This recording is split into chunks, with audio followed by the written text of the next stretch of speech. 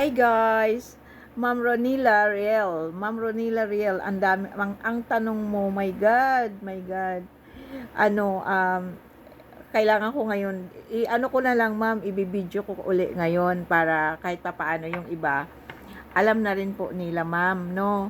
Tapos yung comment mo, i-screenshot ko para yung iba alam din, para hindi na po ako pa ulit-ulit kasi po ano talaga, busy din ako sa mga ano, anyway, ginagawa ko lang naman tong mga ganitong posting ko kasi para kahit papaano po may ano, makatulong din nga po.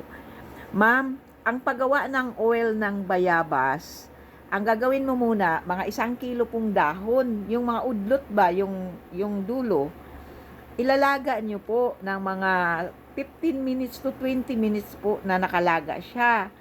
Tapos, palamigin nyo po yung tubig. Tapos yung ano, yung nyug, mga ano po, mga 5 piraso, ikudkudin lang nyo, huwag nyo gatain, kung hindi kudkud. Tapos yung malamig po, pag lumamig na yung dahon ng bayabas, yung nilaga mo na bayabas, isasabaw mo siya doon sa nyug. Tapos pipigain mo siya ng husto. Okay? Tapos, yun na po yung gagawin mong lana, lulutuin mo siya hanggang sa magiging lana po siya. Magiging oil. Okay? Lana, Bisaya po kasi ako. Angie, saan nga yung yung lunok? Lunok? Oo, yung Tapos yung kulay brown, makikita mo yung kung lutong-luto na, palutuin mo siya ng gusto. Yung kulay brown na medyo matamis-tamis yun eh. Yan po yung ginagawa kong sausawan. Doon ako, pag kumakain ako ng kamote, kasi ang kinakain ko ngayon kamote na violet, doon ko, sinasawsaw ko po. Matamis, masarap po yun. Tapos yung, ma'am, alam ko po talaga alam mo, ang paglinis ma'am ng alam ko, ramdam kita talaga kasi nung grabe talaga. Every 2 hours po ang paglilinis ng breast. Ngayon, kung hindi mo naman kasi sa akin talaga, basang-basa yan, magtubig. So, every 2 hours or every 3 hours, sige 3 hours, lalagyan mo yan ng gasa, no? Lalagyan mo yan ng gasa. Ang mo ma'am, magkuha ka ma'am ng anong tawag nito, towel, yung piece towel, ang gagawin nyo po, nyo sa yung nilaga na na bayabas, tapos yun yung i-compress nyo.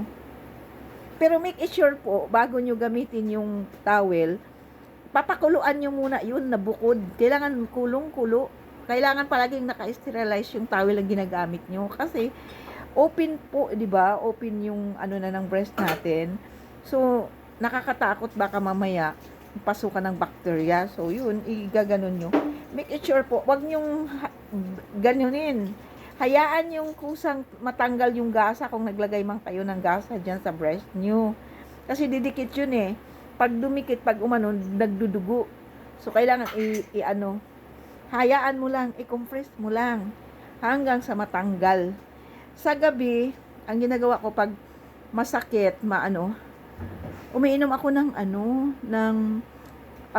umiinom kasi ako ng Serpentina na at least 6 na piraso, 4, iniinom ko yun, nakakatanggal ng pain, at saka nilaga ho na luya at saka turmeric. Okay, sa morning yun ininom ko, nakakatanggal din po yun ng pain. Okay, so pero hanggat maaari sikapin nyo na po na magpakimo kayo. Tapos pag nagpakimo ho kayo, medyo mag-close ka na sa sa hospital, kasi baka mamaya biglang pumutok ng yung putok talaga.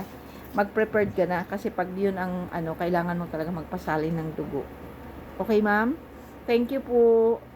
Kayanin niyo po 'yan. Alam ko kaya niyo po 'yan. Dasal lang po, okay? Prayer po ako na na maka-recover kayo katulad ko. Sikapin niyo po kaagad na makapagpakimo. Bye po.